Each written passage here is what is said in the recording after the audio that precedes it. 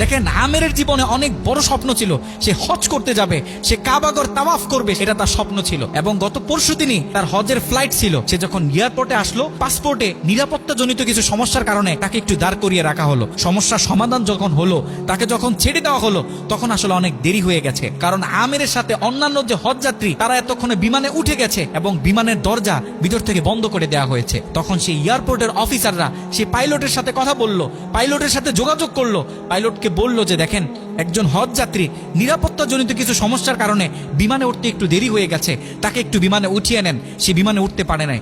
তখন পাইলট স্পষ্ট বলেছে, যেই বিমানের দরজা একবার বন্ধ হয়ে গেছে, সেই বিমানের দরজা দ্বিতীয়বার কারোর জন্য আর খোলা হবে না। একথা বলে পাইলট বিমানটা আকাশে ফ্লাই করলো।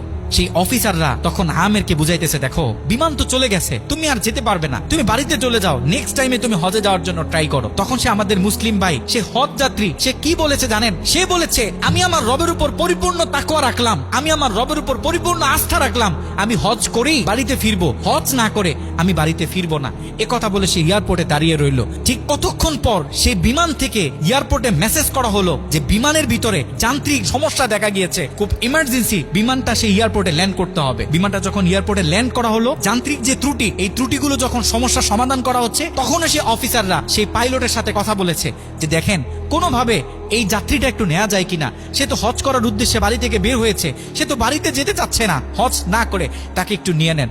তখনও সে পাইলট বলেছে যে না। একথা বলে সে পাইলট আবারও বিমানটা আকাশে ফ্লাই করালো। তখনও সে অফিসাররা আমেরকে গিয়ে বোঝাচ্ছে, আমের তখনও বলতেছে, আমার রবের উপর আমার পূর্ণ আস্থা আছে, আমি তো আমার রবকে চিনি, সে আমাকে হতাশ করবে না, সে আমার মনের আশা রাখবে, আমি হজ করেই বাড়িতে ফিরবো। একথা যখন বলতেছে, এর ঠিক কিছুক্ষণ পরে আবারও সেই বিমান এয়ারপোর্টে মেসেজ করলো যে বিমানের ভিতরে এখন আগের চেয়ে বেশি কিছু যান্ত্রিক ত্রুটি দেখা গিয়েছে, বিমানটা আকাশে ফ্লাই করতেছে না, বিমানটা এমার্জেন্সি, আবার এয়ারপোর্টে ল্যান্ড করতে হবে।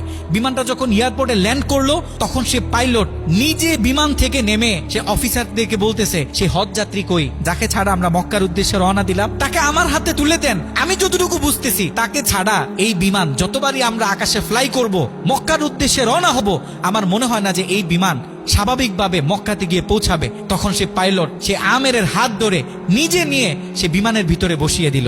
দেখেন, আল্লাহ পাক তো স্পষ্ট বলতেছে, ওয়ামান ইয়াতাওয়াক্কাল আলাল্লাহি ফাহুয়া হাসবুহ, যে আমি আল্লাহর উপর তাওয়াক্কুল করবে, তার জন্য আমি যথেষ্ট, যত বড় বিপদ হোক।